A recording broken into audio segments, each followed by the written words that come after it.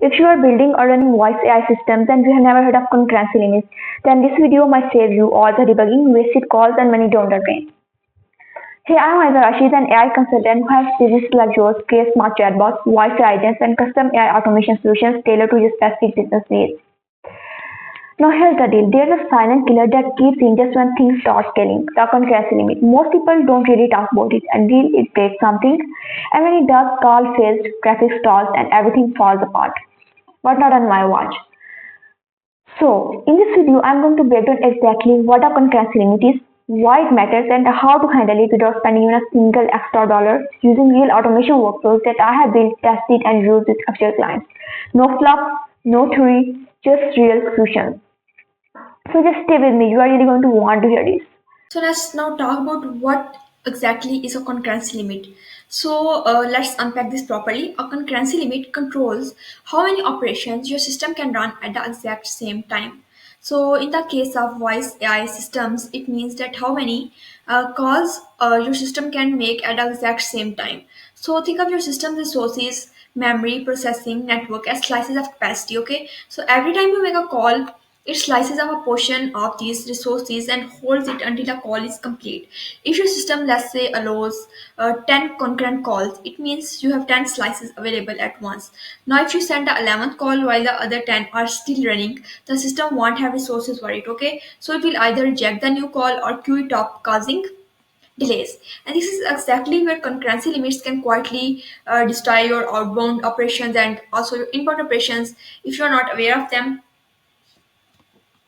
Now let's talk specifically about Vapi. So in Vapi, there's a cap on how many calls you can make through Vapi at the exact same time. Okay, so Vapi by default only allows 10 concurrent calls. So there is like a line reserved for each call. So if Vapi allows gives you an option of making only 10 concurrent calls. So there is a line assigned to call one. There is a line assigned to call two. So if you can make only 10 concurrent calls, this means that you have 10 reserved lines in Vapi. Okay, so if you send more than that, as I said earlier, if you are trying to send the 11th call, so it will either this call is either get delayed and it will either get queued. Okay, because your system can't make this call as you are only having 10 reserved lines. Okay, so you will like start facing drop, delayed or failed calls if you send more than that, like without properly adjusting your setup. So this is not a glitch, it's a built-in system safeguard, and like Wapi manages this by enforcing these concurrency caps to balance server load and like manage service quality like for everyone using the platform. So how can we handle these concurrency limits? Okay, now you like understand that what a concurrency limit is and what are the concurrency limits in Wapi. So how can we handle Wapi's concurrency limits? Okay, so in this video I'm going to specifically talk about two workarounds for this concurrency limit thing. So the one I'm going to talk about is like buying extra lines. Okay, so if you need more than 10 concurrent calls, so Wapi gives you the option to buy extra lines. Okay, as I said, there is a line reserved for each call you make. So you are only having 10 reserved lines. Okay, so if you want to make more than 10 calls, you can buy extra. You can simply buy extra lines. The way financially practical, you can't scale like that. So here comes the solution for it, which is smart batch calling. Okay, so this brings us to the more efficient option, which is more scalable, which is batch calling. Okay, so instead of sending a flood of calls at once, what you do is like you split your call list into smaller batches. Okay, you divide your call list into smaller batches and then you send them gradually respecting your concurrency limit. So for example, if you have 500 calls to make and 10 concurrent lines, okay, you split it into batches of 8 or 9 calls. Okay, for example, if you have 500 calls to make and 10 concurrent lines, you split it into batches of 8 or 9 calls. So why are we not maxing out at 10? The reason for that is that we are keeping a safety margin of 10%. I personally like to keep a safety margin of 20%. Okay, so why are we keeping this safety margin and why are we not exactly making the 10 concurrent calls which we can make, and we are making 8 or 9 calls? Okay, and the reason why we are doing this is because some high value clients might call you back during the campaign, and if your all of your lines are occupied, and you will either drop that call or delete, and this is like missing, you can't miss those leads. Okay, so because those are not the calls you because those are not the calls you can afford to miss, and those are calls you don't want to miss. So like batch calling means you are maximizing efficiency, avoiding line overloading, and protecting high priority inbound calls or outbound calls. Okay, here we are specifically doing outbound campaigns, so we are protecting high priority inbound outbound calls. Okay, so it's a cleaner, safer, and financially smarter approach. So in short, you either pay for extra concurrency lines. Okay, so if you are having an outbound AI agent, and so you can simply do that. Okay, if you want to, or manage your load intelligent,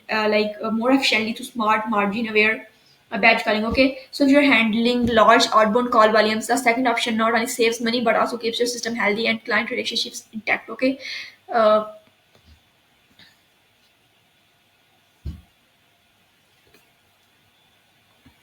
so this is how it works in like this is how it works, and we have like two options. There are basically two options I talked about. One is either we can buy new lines from Vapi, or the other ways that we can simply do batch calling. So here we'll be talking about batch calling, and now you know like how it works. So simply just get like we should just get straight to the technical side of things.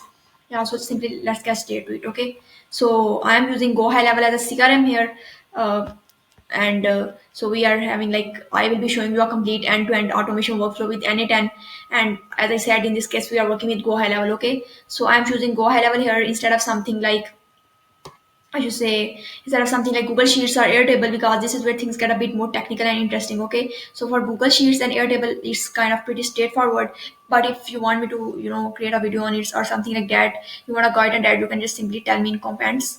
And yeah, so like just I think we should just get straight to it. So first we need to go to GoHighLevel, and in GoHighLevel you have to go to your settings, like go to switch to a specific sub account, go to settings, and in settings go to custom values. So the whole logic behind our automation is not custom values, sorry, custom fields. So the whole logic behind our automation is that we are having a custom field called call status, and based on which we are filtering our contacts, and we are calling those contacts which have the call status of not called. And after calling those contacts with the call status of not called, we are updating the call status to called, ensuring that they are called. We get call logs from API and do all that. So it's really necessary to add it here. So we have to add a field here, add field, and you can do drop down multiple. Then you can just go here and you can add a name of field called call status. You can see here, and yeah, so you can enter two options here, like called or not called. You can add two here, and you can simply save this. Okay, so this is how it works, and now a custom field is created. And the other thing you need to do in GoHighLevel is you need to go to private integrations. In private integrations, you simply need to create new integration, and in new integration you can give it a name of batch calling. Okay, so and you can also give it a description of batch calling. I will be simply doing B because I'm not going to create it.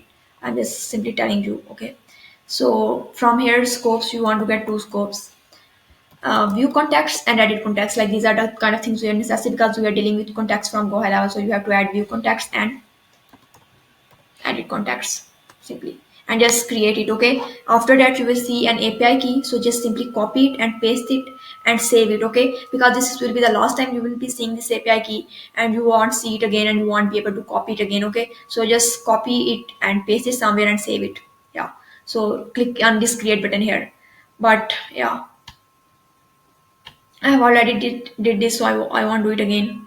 So let's head to our workflow, which is here in N8N. Okay, now we are here in an N8N workflow. So as I told you, I hope that you have copied and pasted that and saved that API key because we will be needing it here in our workflow. So I have first I think I should explain you a bit like I have added here a schedule trigger. You can either add a webhook or whatever you want to add as a trigger here. Then I have an HTTP request through which we are getting contacts from GoHighLevel. Then I have array formatting because the contacts I'm getting are not in the proper format which we need to do the batch calling. So that's why I'm formatting it in arrays. And then I'm doing call status filtering based on whether they were called or not. Call status called or not called. Okay, and then I am making calls through API, and this is where I'm doing batch calling. Okay, in this HTTP request while making calls using Vapi to our to these contacts. Okay, then I'm waiting for some time. I think ideally you should wait for 4 to 5 minutes or maybe some seconds to at least get correct call logs, so you can know that whether a contact was called or not. Okay, and then I'm using if or else here, to say that if the call status is this and this, then this means that a contact has been called. So based on that, I set the call status equal to called, and then I update the call status using an HTTP request again here. And yeah, so at least I just at last I just give a response called appointment booked. Okay,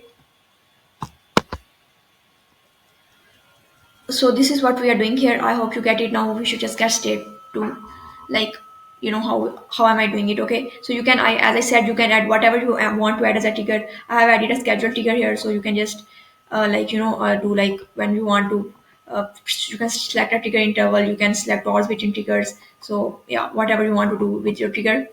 So we should just get here. So what I have added here is an HTTP request, and how we add it, you can simply go here and you can add this HTTP request here. Okay, this one. So this is what I have added it here. I have named it get contacts.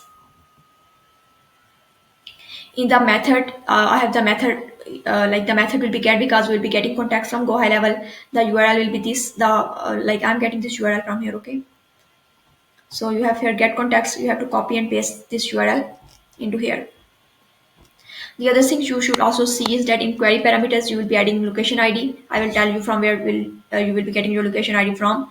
And you are also in your header parameter, you have to add accept application JSON and authorization.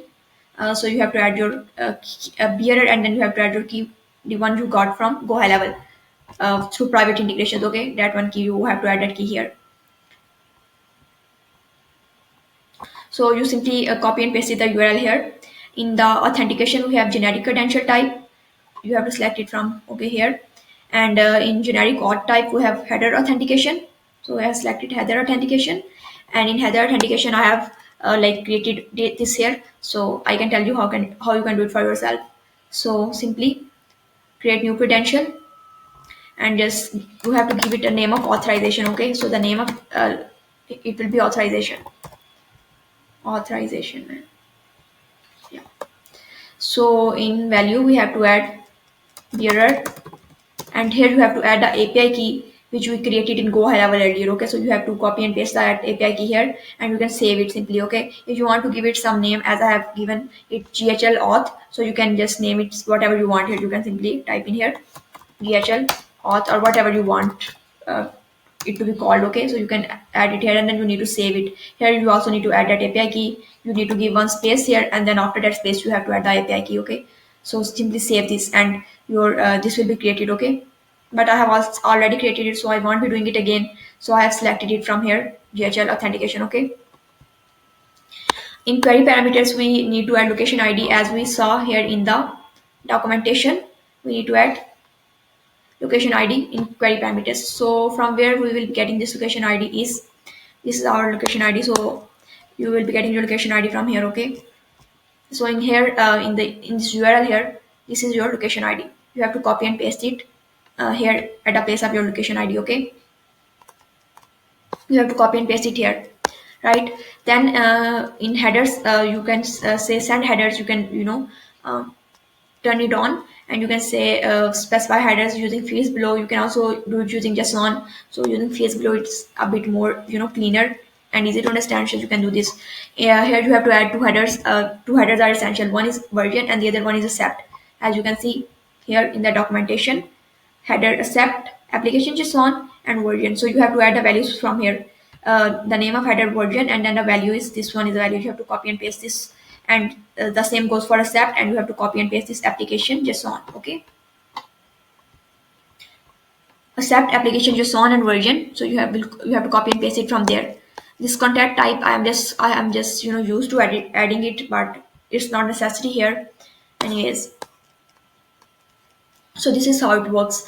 And now we are doing something here called pagination. Okay, so there is a kind of rate limit in GoHighLevel that you can, through which you can only get, like, if you are not doing this, what I have turned on here, which is pagination. Okay, so if you have not turned it on, so what simply will happen is that if you will test this step, you will be able to get only the latest 20 contacts from GoHighLevel. Okay, so which is not something you want to do, and something that is practical. So we need to get like 1000, 2000, 3000 contacts contacts. So it has a kind of API rate limit. So you can add here in query parameters, you can add limit, and which can be equal to 100. So what this will do is that this will make you get the latest 100 contacts from GoHighLevel. And even if you try to increase this limit here, like you can add it 1000, you can add 1000 here. But even then you will only be getting 1000, not 1000 contacts, you will be getting only 100 contacts. Okay, so this is a kind of API rate limit in GoHighLevel. Okay, so we in practical use cases want like 1000, 2000, 3000, and even more than that contacts. Okay, because we have to do filtering and we want to get all the latest contacts. Okay, so we can't simply do that. We will get 100 contacts, then we will add the next 100 contacts in GoHighLevel, and we will get those contacts from here. So this is not something practical. So from that is where you can do this pagination thing here. Okay, okay, now let's see what exactly pagination is. Okay, so pagination, as you can see here, is a way of breaking large sets of data into smaller chunks called pages. So you can fetch them bit by bit through an API.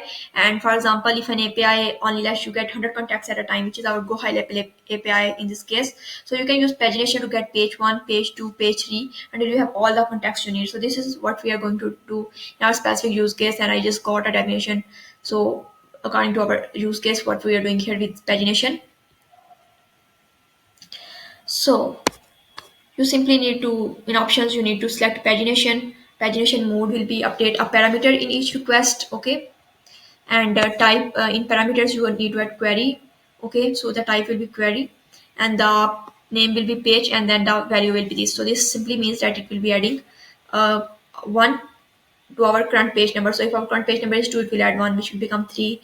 And if our current page count is 4, so it will add 1, which will become 5. So this will just kind of iterate through our all of our pages on GoHighLevel. Okay, then we have type query and name is equal to limit. The reason I have added the value, as I said to you, the rate limit is, I should say, 100. So the reason I have added 1 is just I want to display my one on. I don't want to display all my contacts from GoHighLevel, so I have just added here 1, which will only get 1 contact from GoHighLevel. Okay, and another thing I have made sure to do that it only get 1 contact is that I have added here max pages is equal to 1, which means that it will only get contacts from one page, 1 contact from one page. You can add in these pages you can add 15. So if you will add a value of 100 here, okay, and here you are adding 15, this means that you are getting 1500 contacts, because 15 pages and 100 contacts per page. So these will be 1500 contacts. If you add 30 here, then these will be 3000 contacts, and if you add 50 here, then these will be 5000 contacts. Okay, so yeah, you can specify it based on that, but I will just go with 1 to only get then interval between requests. So I have just set it to 10 milliseconds. Okay, so you can do this limit pages fetched to specify how many contacts you want to get. Okay, so yeah, I just got 1 contact from here. Then we will do array formatting. This is not just only array formatting, it is a code node with mode equal to run once for all items, language JavaScript. And in this code, I am also properly trying to format the call status, because as call status is a custom field, and you can just see here, so it doesn't appear with this name call status. Okay, so it is in custom field, it has an ID and it has a value. So I just properly format it to get it with call, to set it to call underscore status. Okay, so I can easily understand it. Okay, and yeah, another difference is that, let's just test the step and just see what array formatting is. Then we will do array formatting. This is not just only array formatting, it is a code node with mode equal to run once for all items, language JavaScript. And in this code, I am also essentially is, so this is properly like contact formatted in arrays. And so we are getting like 1 item. Okay, so we are getting 1 item, we will be having 2 contacts, and there will be 2 items here. You can just see the difference here. So this is a named collection of contacts, okay, which is the one we are getting from GoHighLevel, and this is an array format. Okay, so this is the format in which we need our contacts to be to to do proper batching of them and to do batch calling. And as I said that Google Sheets is pretty simple. So our reason is that in Google Sheets you don't really need to do this array formatting, and you don't even need to properly format the call underscore status thing. You can just simply filter the contacts in a single node. Okay, and you will get your contacts in this format. Okay, so you won't even need to format them. I just do hope that you understand it. Now let's move to the next node, which is call status filtering. It is an if node. As I can tell you, this is the node it is. So this is the node, okay? You have to write this node here. This is, I have named it call status filtering. So if the JSON.call status, which is simply being dragged and dropped from here, okay?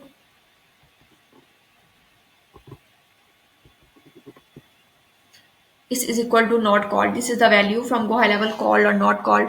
So not called, okay? Then just test it. We are going to filter our contacts based on that. So this is true and this contact has not been called yet. Now let's go to this node, which is again an HTTP node, and the method is post. The URL is api.vapi.ai call authentication generic credential type.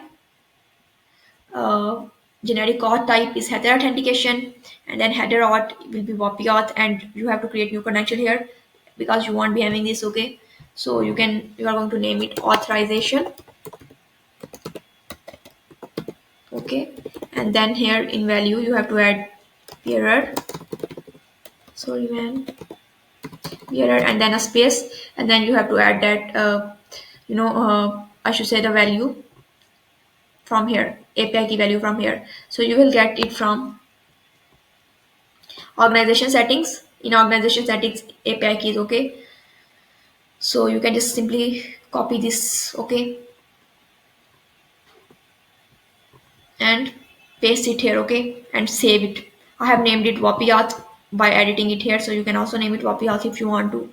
Just simply save it. I want because I'm already having these credentials, okay. Vapi authentication, I've selected it, and in header authentication, in like we have to send some headers, so you can do using fields below, and name, content type, value, application, just so on, and we also have to send a contact ID. So name, contact ID, and then we have to send a value of contact ID, which we are simply getting from here, okay. So this is it. You have to drag and drop it here, json dot contact ID, and then in body content type, json, specify body using json, okay. And then we have to add these things, an assistant ID here, a phone number ID here, a customer and with number, like you have to simply drag and drop this thing from here, json.phone, and name json.name, okay. So you have to add these things here. So assistant ID is simply the ID of your assistant, so we can simply go to assistants in our Vapi dashboard, yeah, and we can simply copy and paste this ID of our assistant, okay. We can copy it and we can use it, get a phone number ID and you can paste it here, okay. So you essentially need a phone number ID to make the call, and here is where batching happens. So I can tell you, like, we are having options here. You can add option which is batching, items per batch 8. I like to do 8, okay, because the concurrency limit in Vapi is 10, and for here I would like to do like 300,000 milliseconds, which will be equal to 5 minutes, yeah. So our call will last for 5 minutes, so I'm doing here 300,000 milliseconds. Let's test this step and see that if it is making a call or not.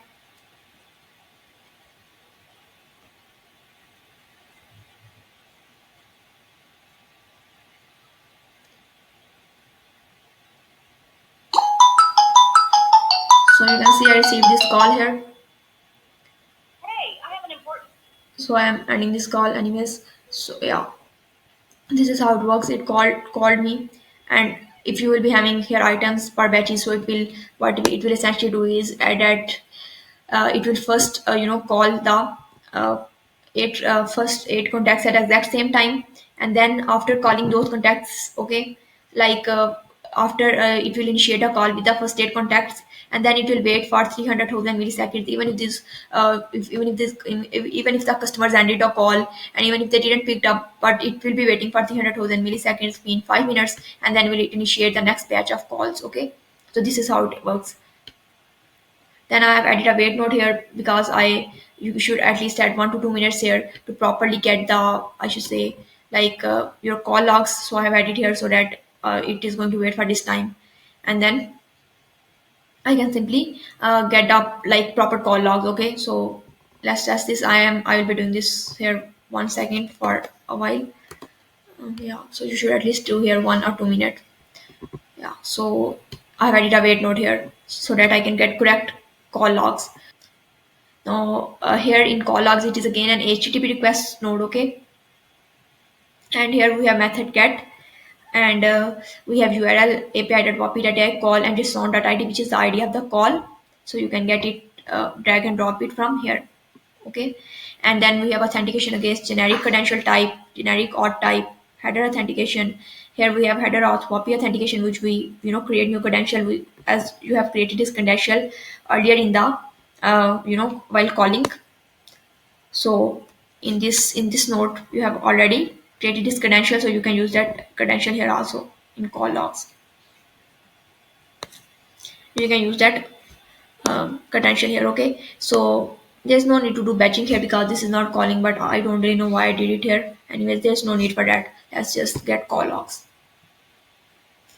Okay, so we got a call logs here. You can just say status is ended, which means that the agent called a person and the call has ended, okay? And ended reason is customer ended call. So it can also be assistant ended call, or like there can be a number of, and customer didn't answer. So there can be a number of, okay, so if the customer didn't answer, or there can be a number of ended reasons, okay? So we really didn't need to add them here, okay? Like even if the customer didn't answer this, even in this case, it means that our agent called a person, okay? So yeah, you can, there are really a lot of conditions to add here, but I've really added only three here. You can add just sounded and reason is equal to customer ended call, assistant ended call. You have to add these things here also, okay? But for now, just test it. It is again if not, and you can add it simply by going here. If you can add, this is the node, okay? I've named it call status. So let's just test it. I've added or here in between, which means that even if even if only one of these conditions is true, then this will be true, okay?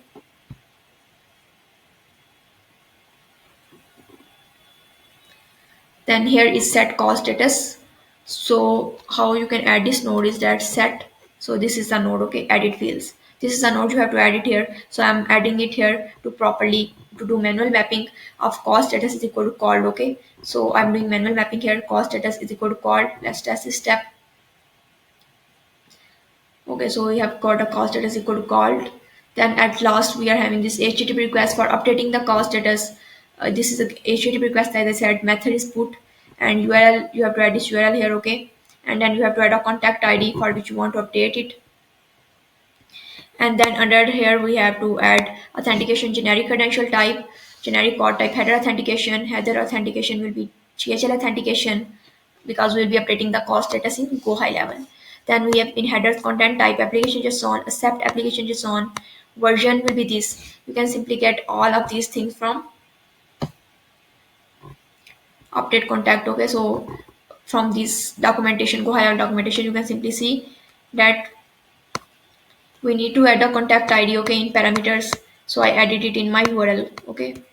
I added a contact ID in my URL. You need to add accept application JSON, content type application JSON, and this you have to copy and paste this version here in headers, okay?